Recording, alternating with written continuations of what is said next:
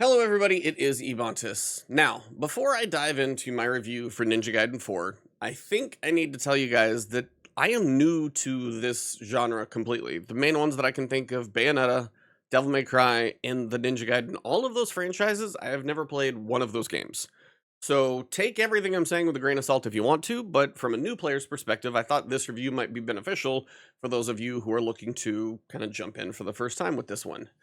Now, my experience with action games like Souls-likes and Sekiro-style parry combat versus more of what I would call the Souls dodge-focused big slow bosses, I've played plenty of those and have had decent success. I'm not going to be the best player, but I still have beat a lot of those. So I have some skill, but not in this genre, and I learned that pretty quickly. Ninja Gaiden 4 was my first jump into just this like combo juggling fast combat, and I gotta say I was humbled pretty quickly. And these reviews are going to be from that new player's thoughts. Take that for what you will, but hopefully that gives you at least what my perspective is coming from. Now, when I jumped into Ninja Gaiden 4, it felt a lot of button mashing. Kind of like when you pick up a controller in a fighting game for the first time, you're a little lost, you don't know the combos, you definitely don't quite know all the systems at work. A little bit of confusion, push as many buttons as you can. Not entirely push the buttons, they give you a little bit of guidance, but still, I definitely felt lost. There was a room with waves of enemies. I don't want to say it was like 3 or 4 waves, and the enemies got a little like beefier as they went. It was early, like chapter 1, chapter 2, I don't know when. I think I had 50 deaths in that room. Totally will put that skill on me, because I'm sure if I went back there after playing the entire game, probably would be more manageable. Somebody who's played Ninja Gaiden 1 or 2 or Ninja 2 Black recently, who's played Devil May Cry or Bayonetta, probably has their head wrapped around these systems a little bit more. But I will tell you, from a new player's perspective, it can be a lot. There was another boss early on. I don't think it was the first one, probably more the second one. If I check back, it was probably like 43 deaths or something like that. It was a lot. Not proud of those two, because those two sections were probably half of my deaths in the entire game.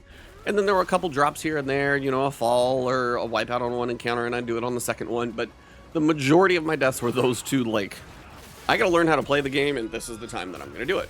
Now, as I progressed, I got a really good picture of what Ninja Gaiden's combat could look like where I could see it shine. Because when I started, I was probably brute forcing encounters more than I should, but I managed to get through some of them just because gaming. But when you really get to see this type of game shine, it's when you chain the defensive parry or perfect dodge or jump across the room and throw an enemy, or the big slam, and you pair it with offensive moves of quick shots and parries and big blood raven swings, and all of those. When you get a combination of events where it looks like you're almost a pinball bouncing around a room doing awesome ninja stuff, it's kind of awesome. Pulling up the perfect dodge and then a parry and then like the follow-up attacks with the blood raven, like huge range half a room slash, and then you land and charge an ultimate. When you really get things going, like, I can see where these games are addicting. And I knew I knew so quickly that I was out of my depth to some extent, because at the end of each chapter there's like a how you did screen. I did a lot of C's and D's, I was barely passing. But there's like an untouchable state for each chapter. So there's gonna be sets of players that are able to get a high score and do it fast, not die, and never get touched. That's when I know I was like, all right, I'm gonna be lucky to beat this. We'll get through it. But the moments when I was able to bring things together, like, I felt like kind of a badass ninja. So it's there, but man, is it a learning curve, and I just have never played a game like this. Now, in Ninja Gaiden 4, you will play as Yakumo. He's of the Raven Clan, kind of the counter to Ryu Hayabusa, who is of the Shadow Clan. Previous 3 games, and then the remakes in Black and all those other versions, Ryu Hayabusa was your main guy. Shadow Clan, he had his, like, tasks that he was on. That was your guy. Yakumo, new for 4. And early on, my, like, arsenal of weapons did not feel like, you know, Ninja Gaiden 4, like Ryu Hayabusa coming in as a badass super ninja. I felt a little limited. Now, as the game progressed, and especially by the end, I had unlocked a pretty wide swath of like moves, some weapons, and some combinations. But there's also a lot of stuff I haven't unlocked, so there's even more on the table for almost like fighting game moves that you would do. I mean, it's literally like up, down, and an attack, a big circle and an attack. Those are all different moves that you can throw together that somebody is going to master. That was not me. The game's parry system is what threw me for a loop. When it comes to parries, the hard thing about a parry in this game initially is that you have to attack when they attack. And for whatever reason, that timing was not clicking for me. Don't explain why, I don't know, but it didn't. What kind of helped, I guess, because like the parries are important, like you can dodge, but the parry leaves them open for an attack. You can get a perfect block later, which is something you actually unlock. You can get a perfect dodge. You can kind of pull off some of the similar, like, power counters, I would call them. But early on, that parry is really important, and it just was not clicking for me. And the fact that that wasn't on top of just, like, having a smaller option of, like, tools in my tool belt early on. The enemies in this game, they're no joke. They're relentless. My health bar always felt too small, and even on normal difficulty, I gotta be honest, the challenge is for real. Higher difficulties are there if you want them. There's one lower difficulty, I think, called Hero, if you would prefer that one. But just on normal, straight-up difficulty, I got my butt whooped plenty. Now, combat itself is a lot of, like, split-second decisions. What attack do I use? Do I do a normal attack? Do I do a heavy attack, potentially, to go for an obliteration, which is, like, decapitation and dismembering? Do I do a counter attack where I do a Blood Raven attack when they're in kind of a power attack mode and I shatter their kind of power armor, and then I can go into more? Do I do a parry and try and match their attack and try and stagger them? But do I need to do a Blood Raven parry if they're doing a power attack? All of this while there's like tons of enemies on screen bouncing around, attacks, like there's an exclamation point that'll appear by your head that something ranged is coming at you, whether it's a projectile or just somebody flying at you off screen. There's a lot of information to take in. And the feeling of flying across the screen, the air combos, chaining weapons is cool, but man, is it tough. Seriously. Like, combat is visceral, by the way. You can turn blood and kind of the gore lower. Not totally gone, but if you leave it on normal, it's going to be just like all over your screen and limbs everywhere. It's all the time and a lot. And the dismemberment's cool. Now, the reason I would say, like, dismemberment's cool, it's also necessary. Because you can, like, half a person, literally chop them in half, weird way to say it, but, like, you'll chop off a torso. There's a torso climbing at you, like something out of a horror movie, and then it, like, jumps on you and then self-sacrifices and explodes. You have to finish these enemies off in one way or the other. Either beat them up until they're no longer a target, or, like, find some way to get them part of a group kill, do enough damage. There's no leaving them alone. And honestly, like, the word finish him would probably show up all the time in this game if you were playing Mortal Kombat. It's just not one-on-one, it's like 10-on-1 all the time. And the finish him would be funny because there are some absolutely visceral, just brutal finishers, especially the bigger enemies that are kind of chunky. The things that you do, there's like straight up slicing, massive thing that just like peels apart. There's definitely decapitation, if I remember correctly. Even the smaller guys, just the obliteration is kind of your quick finisher animation on them, gives you a second to breathe. Yeah, you're losing arms and legs and heads and stuff like that. So, the fact that there's a lot of gore and intensity is part of it, but the fact that it's so visceral is actually like almost necessary, because if you leave them alone and don't finish them, they will come literally crawling back at you. So, the combat is crazy. But it's one of those things that the more you get a feel for it and the more you kind of see, that skill ceiling is through the roof. There are people who are going to be amazing to watch at this game. I am not one of them. I managed to finish the game, and I'm pretty happy with that. Now, the story itself from playing through the whole game, it's fine. It really is. Yakumo is mostly the kind of grunting protagonist. He'll have a few lines here and there. But you're not coming to Ninja Gaiden to play the story. You might watch a YouTube video to get a recap on the others if you haven't played them in a while, or ever, like this guy.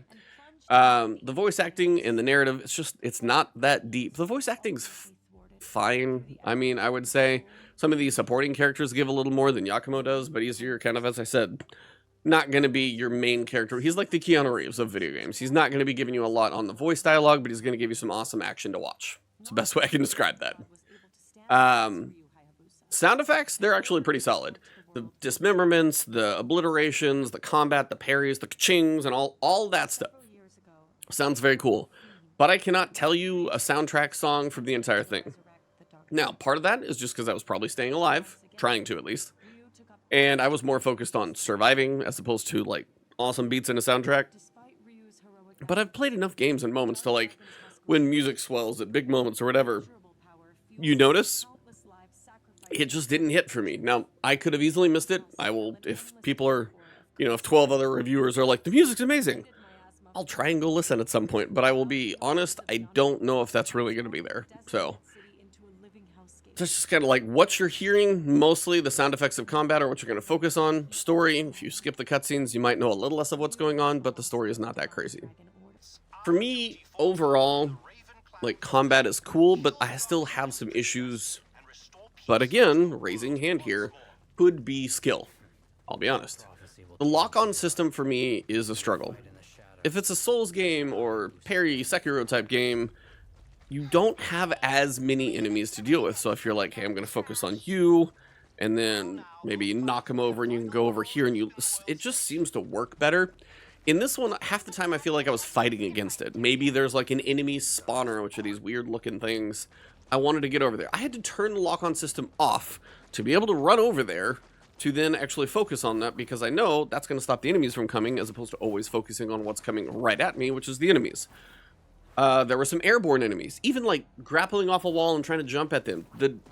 It was really hard to get the lock-on to, like, I was on the ground, I was trying to like move it up to the guy, and it just was not going to go. So I don't know if that's one of those, system things. I don't know if it's a skill issue. It just didn't land well for me personally. Platforming sections, they were long and got really repetitive. There's like 4 different styles, but not to, beat what is just going to be probably just a bit of a tedious part of the game. There's more of it than I think there should be. I understand you got to transition from one part of the level to the next. Make them shorter. Make less of these things. Make shorter buildings. You have a wingsuit, you have like a surfboard, you have your like boot skates that you're going to skate on like rails, and I'm forgetting one. Oh, grapple hook. Sometimes it's like, hey, fly in this weird wind draft down here to then then hit the button again to initiate their wingsuit to fly up here, and you'll be, dodging a couple things as you go, because you might have lasers or rocks that are moving around. But then you're like, hey, grapple here, and then skate here, and then go grab this next draft. It's like they tried to chain all of those together. It's all the same button. Right button for me, right one, whatever. I think I was playing on PlayStation controller. It was right button the whole time. And so it's just like, hit that button, hit that button, hit that button. It was just a little bit of timing. And I really didn't have issue with any of them.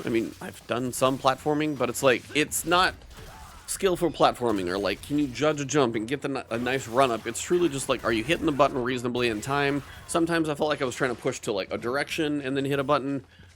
Occasionally there was like a frustrating moment, but overall it wasn't too bad. It's just, I think there was too much of it and it got a little too repetitive, in my opinion. I know I was getting my butt kicked in combat, but if I'm much rather be in combat, that's saying that these really aren't adding anything to the game. They just were kind of a transition in between. I'm sure you can't be in combat the whole time. Your heart rate might go a little high, but they were just a bit long. I understand like a little bit of pacing, a little bit of journey through the level, kind of showing some progression, but I just think they were overdone. As for exploration, not much. There's maybe some forks in the road. If there's a fork, it's either going to have a chest, it's going to have a Torii gate, which are these like kind of endurance runs that you can attempt to do for challenges and things like that. And not much else. Like, there's almost nothing to go hunt and explore or find. It's not a lot. If there's a fork, you are literally going to find a chest that like might be behind some boxes or down a little bit of a hallway or in a corner. Or you probably found where the Torii gate is in that level that you're going to go through and do your challenge run. That's about it. Not a lot of exploration. Boss fights? For me, the boss fights were generally fair. Couple I feel like had some, I don't know, I don't want to say cheap encounters, because I feel like that was more on me. Later on, I got to understanding some more of like the systems, and I had more tools like a perfect block and a perfect dodge that really helped me have my style of play. But early on, it was kind of one of those things that I felt like one or two of the early bosses just messed me up for a while. So it's like I need a reattempt now that I'm a little better ingrained into the game. But honestly, I think it's more the idea that the early part of the game, with your limited tool set and your very specific understanding of like timing, the parry being almost counterintuitive, and it is just probably the way the game works. Again, haven't played so much on the Ninja Gaiden series, but it's like the attack to be a parry is just like kind of weird. But even that, it's a punishing game early on, and you have limited tools to handle what comes at you in certain places, and you have limited amount of health early on. My health bar never felt big enough. I can see this being discouraging for newcomers. I'm glad I stuck with it, but it is a game for a certain type of player. If you're new, patience, persistence, you're going to need both of those to be able to get through this thing, because until you can unlock tools, figure out what works for you, it's going to be a new thing. Even if you played Souls or other ones, like if you got some reactions, that'll help, but it's still a different type. This fast-paced, action juggling combat is a different animal. Now, I'm glad I stuck with it, but I wonder what the experts on the genre are going to think of the game. It's going to give you challenge. The combat probably has an insane amount of depth, and I think the skill ceiling is going to be crazy high. Story being fine. I don't expect it to be crazy, but, you know, it was fine. Soundtrack not really memorable. You know, combat and visuals were fun, but again, enemy variety could have been more. Some things got very repetitious. And I think overall very good is where I would put this. Whether that's a 7.5 or an 8. 8 typically for me is great. Kind of rhymes, but it also is usually, it's that thing that like takes things to a, you know, that level of like, that's gonna stand out to me. I'm gonna remember that. It wasn't amazing. It didn't blow my socks off, but like everything here really like worked. Concepts, things like that. It was very solid, and it was a great game. This is almost there to me. But again, as I said, I think I'm going to be very curious how experts in the genre feel about it. Because if I say it's a 7.5 as a new player, but a veteran gives it an 8, 8.5, I will fully understand that, again, they're really into the combat, they're really into the other pieces of the game. Knowing that the story, the soundtrack may be lacking, they may not care. If they're here for Ninja Gaiden specific combo combat, and this fast-paced action is what they're living for, and they finally get a Ninja Gaiden game back in their life, that may be exactly all they want, so they may just love it for that. And that is totally fine, but these were my thoughts, and this was kind of my perspective. So I hope you guys enjoyed this one. I am glad I played it. Never played one in the genre, so I'm glad I actually got one in. If you're on Game Pass, I think it's there. If you're not on Game Pass with all the price hikes recently, I understand that too. As for me recommending this game, hopefully I've explained who probably should want it. If you're dying to try one of these, or you're a fan of the genre, it's up to you what the price is worth. If you wait for it to go on sale, I would totally get that too. It took me about 20 hours, so take with that what you will. But overall, I had a very good time. I just don't know if it was quite in greatness category, and it may be because I don't have that nostalgia and 10-year wait for another entry in this franchise. As a first entry for me, I had a good time. So hopefully you enjoy if you jump in. Hopefully you enjoyed the video. If you do, drop a like, leave a comment, subscribe, say hello, or let me know your thoughts. If you get through playing it, come back here. Let me know what you think. Have a good one, everybody. Hope to see you in my next video, stream, wherever. Support me if you want. But if you enjoyed this one, hope to see you back.